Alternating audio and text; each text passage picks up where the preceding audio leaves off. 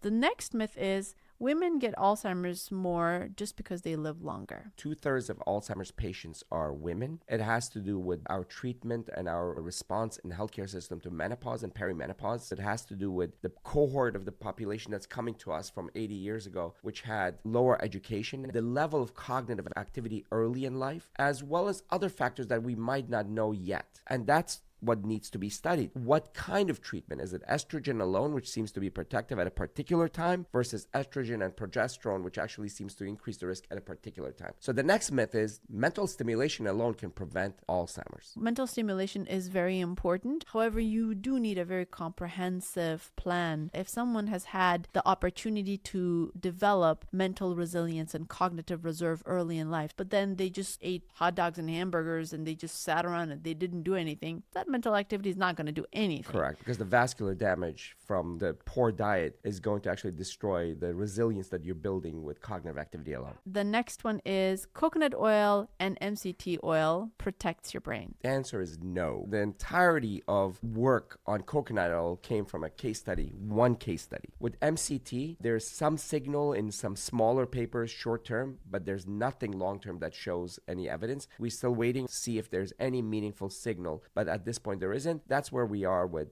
coconut oil and MCT.